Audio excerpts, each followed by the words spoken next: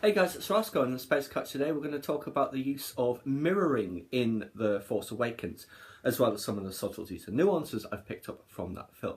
Now, by mirroring, I don't mean where it harkens back to the original film, because we all know it does that pretty obviously, as well as quite subtly in some instances. But this is going to be about where the film mirrors itself rather than the other films. So very probably the first time is where Finn and Rey are introduced. They're both introduced in masks, you know, first Finn and then Rey directly afterwards. So interesting that they both discard those masks, obviously. Further, let's say Finn, you know, he rescues Poe, whereas Rey, she rescues BB-8. In fact, you know, it's interesting that Finn and Rey's character arcs, and their progress along, for both of them, the traditional hero's journey, you know, it does mirror itself very closely. Both of them start off with no real purpose, but end up being right at the heart of events. Now, Poe and Finn steal a TIE fighter, whereas Finn and Rey steal the Falcon and also a snowspeeder in the deleted scenes, you know. One's a dogfight and the other's through the ruins of a crashed Super Star Destroyer. So it's very interesting how it mirrors that sort of thing again. Also, Finn, you know, how many times does he get called traitor or referred to as a traitor? It's about 3, I think. So yeah, Nines calls him a traitor just before he tries to kill him with his Z6 riot baton. Then obviously Kylo calls him a traitor in the forest at the end, but he's also referred to Finn as one of the murderous traitors and thieves when he's been holding Rey prisoner. Now, both Finn and Rey, they both try and run from their destiny, but to no avail. Now, when Maz is giving her "I see your eyes" speech, you know, and then Finn says, "You don't know a thing about me, we all need to run." When she sits back and she goes, you know, that piece of music that's playing, that very mysterious piece, I'm sure that is the same as when Finn is wandering through the desert on Jakku. It really does just sound right like it, but you'll have to let me know in case it's just a similar sounding piece.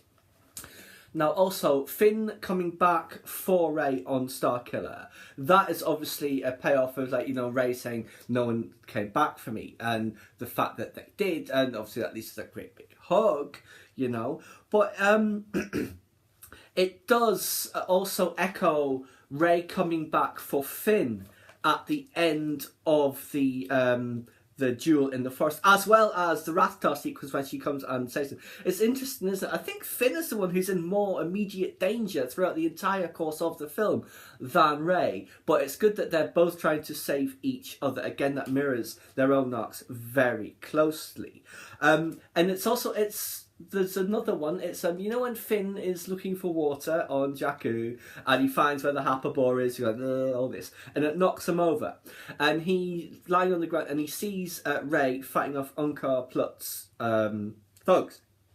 Well, in the forest at the end, when Rey's knocked out, and then when she's coming to, and she wakes up to hear Finn screaming when Kylo's stabbing him in the shoulder with the crosshill, you know, that shot, again, very nice symmetry and call back to that earlier sequence, you know, she's seeing him fighting off Kylo where he saw her fighting off the thugs. I really enjoyed how they did that. Now, also, Finn helping Chewie when he's wounded, you know. It's also, again, mirrored by Chewie helping Finn at the end, you know, carrying out of the forest of the Falcon and making sure he gets medical attention. Again, nice symmetry. Finn stripping off his armour, you know, that literal metamorphosis, you know, that is completed by the end when he's in his coma, you know, and he's all in white robes. You know, that signifies a big levelling up for his character, which we're all very excited about.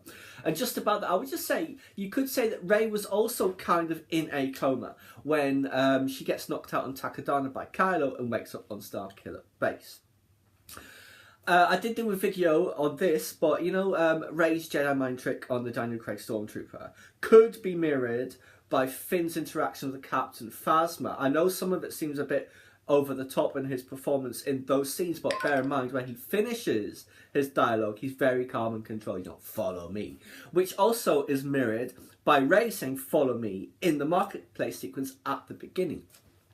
Now, there is just one other thing. It's not directly mirroring, but something I noticed on a recent viewing. That big fight at the end in the forest, when Finn and Kylo are fighting, there is no music playing at all. No musical cues whatsoever.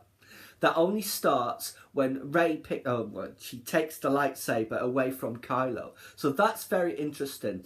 So what does that signify, if it signifies anything? You know, no Force user themes associated with Finn in that fight. But as we have discussed before, he has been present for other musical themes, Force user themes.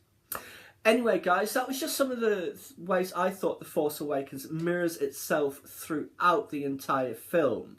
I mean, very well done, as I said, you know, absolutely fantastic. That symmetry, it really does pay off at the end. And also, Rey, when she's climbing through the crashed Superstar Destroyer at the beginning, she's then climbing through Starkiller Base, you know? She pulls out that piece of machinery when she's on the crashed one, and the same to pull out the plug, I guess, that opens all the doors so Han and Chewie can get into the thermal oscillator. See, I mean, it's throughout the film, and thoroughly enjoyable as well, you know? Anyway, guys, like I said, that was just where I thought the film mirrors itself. Why don't you let me know if you spotted any others? Like the video or subscribe to my channel. I'd just like to add to that list, when Finn gets blooded by Slip, and there's odd camera angles, and there's that Force sound as well, does kind of get echoed by Rey's lightsaber vision when she touches it and everything changes. That's just my thoughts. It's perhaps less clear in that instance that it's a direct mirroring, but given the nature of the two characters and their arcs, I would have thought that that would be the most likely explanation.